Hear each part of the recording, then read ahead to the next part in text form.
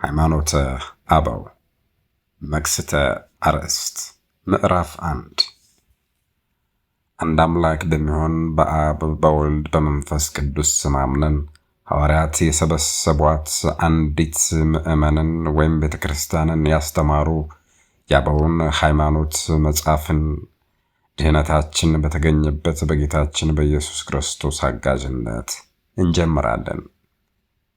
ስለከበረችው ሃይማኖት መንፈስ ቅዱስ በቃላቸው የተናገረውን ከነርሱ ያንዱን ሁሉ ሃይማኖት መናገርን እንጀምራለን።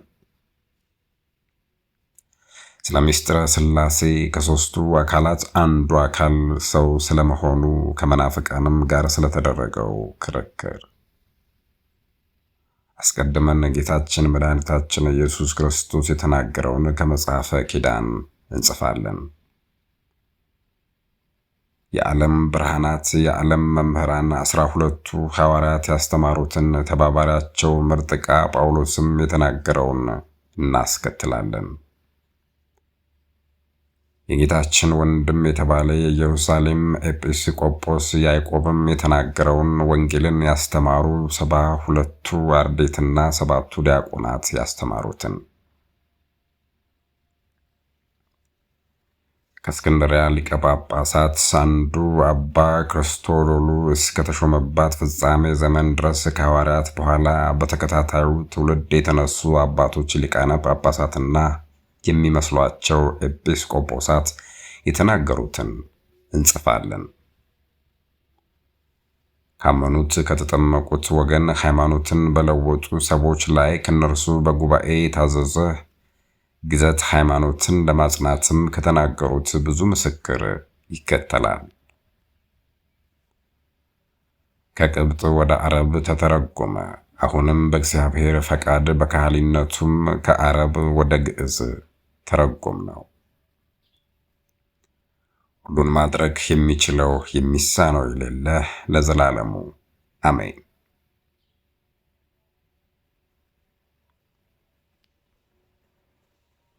ሁለት እልመስጦአግያ ምዕራፍ 2 12ቱ ሐዋርያት ምርጥ ዕቃ ጳውሎስ የጌታ ወንድም የተባለ የኢየሩሳሌም ኤጲስቆጶስ ያዕቆብ 7ቱ ዲያቆናት 72ቱ አርድእት ጌታችን ፈጣሪያችን መድኃኒታችን ኢየሱስ ክርስቶስ ለእኛ ለሐዋርያት ያስተማረን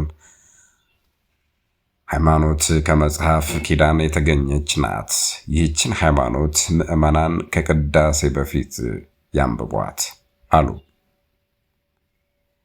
ይህችውም ምእመናን ከቅዳሴ አስቀድመው የሚያነቧት ጌታችን ፈጣሪያችን መድኃኒታችን ኢየሱስ ክርስቶስ ለደቀ መዛሙርቱ ያስተማራቸው ሃይማኖት ናት። ቅድመ ዓለም የነበረው ዓለምን አሳልፎ ለዘላለም የሚኖረው ለኩነተ ሥጋ የመጣው ዳግመኛም ይህን ዓለም ለማሳለፍ የሚመጣው የታመመው የሞተው የተቀበረው የተነሳው ከአብ የተገለጠው ጻዕረ ሞትን ያስጠፋው ከሙታን ተለይቶ የተነሳው ነው። በመንፈስ ቅዱስ ሕይወትን የአዳምን ባህሪ ያከበረው የባህሪ አምላክ ያደረገው እርሱ ነው። መዋቲ ሥጋን የተዋሃደው ያስነሳው ወደ ሰማይ ያወጣው ሞትን በሥጋ ድል የነሳው 5500 ዘመን ነግሶ ስልጥኖ የነበረ ዲያብሎስን ያጠፋው እርሱ ነው። ኃይሉ የሚገለጥባት ኃጢአትን ፍዳን አጥፍቶ ቁራኛነትን አጠፋ። ፊቱ በጨለማ የተሸፈነ ዲያብሎስ በልደት ስልጣኑ ያለው ወልደ እግዚአብሔር ከድንግል ሥጋን ተዋህዶ ወደ ሲኦል ወርዶ ባየው ጊዜ ፈራ፣ ደነገጠ። የማይለይ ምክር እርሱ በአንዲት ፈቃድ ከአባቱ ጋር ሰማያትን ፈጠረ። ከአባቱ ጋር ለመላእክት ዘውዳቸው ነው፣ ለመላእክት አለቆችም ኃይላቸው ነው። የኃያላን ፈቃዳቸው ነው፣ ለአጋዕዝት እርቀታቸው ነው። ለዘላለም ጸንታ የምትኖር መንግሥት ያለችው ገዢ እርሱ ነው። ለቅዱሳን ገዢም ነው። የማይመረመር የአብ ሕሊናው እርሱ ነው። የአብ ጥበቡ እርሱ ነው። የአብ ኃይሉ እርሱ ነው። ቀኝ እጁ እርሱ ነው። ምክሩ ሕሊናው እርሱ ነው። ቀኝ እጁ ክንዱ እርሱ ነው።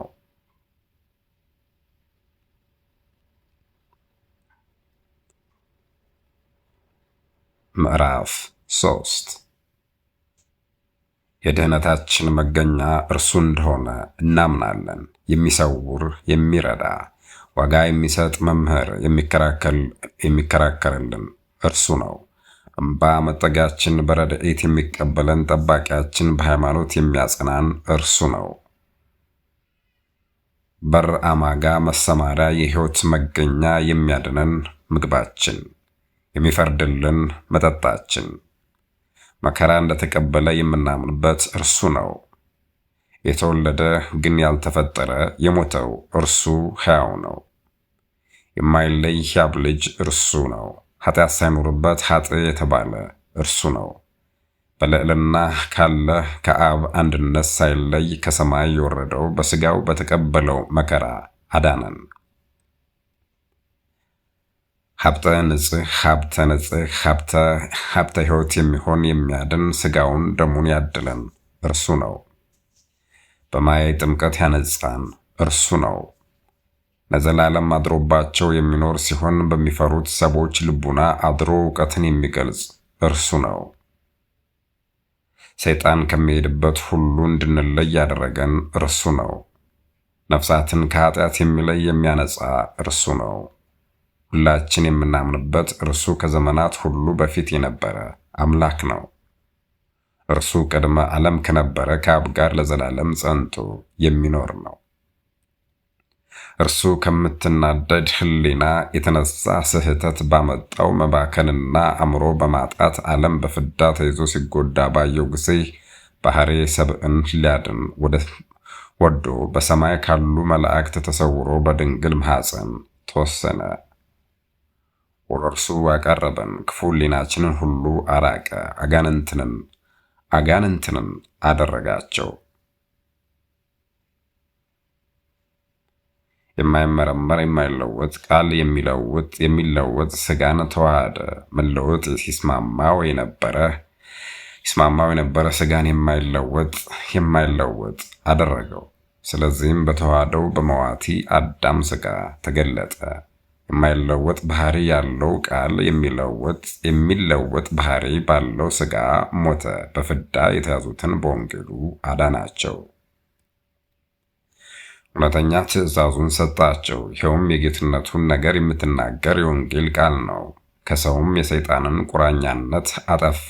በጌታችን ሞት ሕይወትን እናገኝ ዘንድ ካለማወቅም እውቀትን ገንዘብ እናደርግ ዘንድ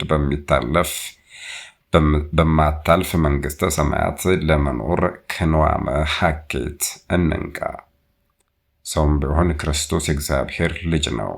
ሥጋዊ ልደትን ለመወለድ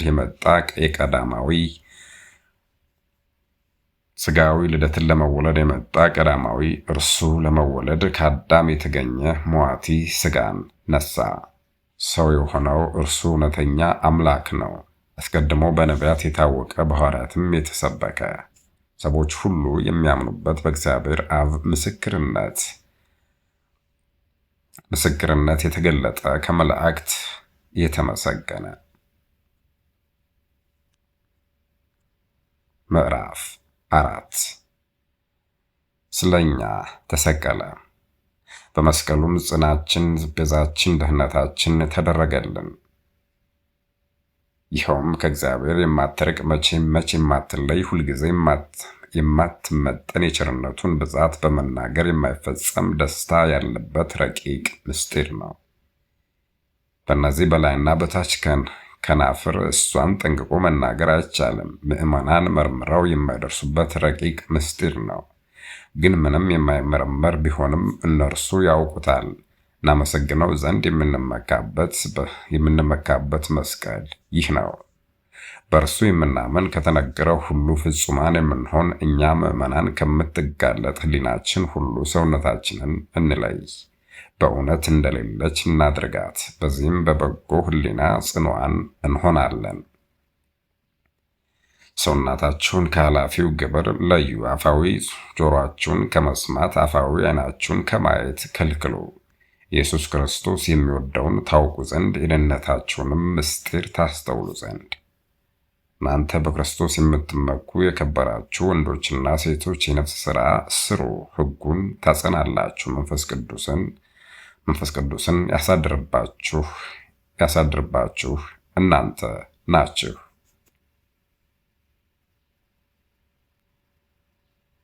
እናም ያጽናላችሁ፣ መንፈስ ቅዱስንም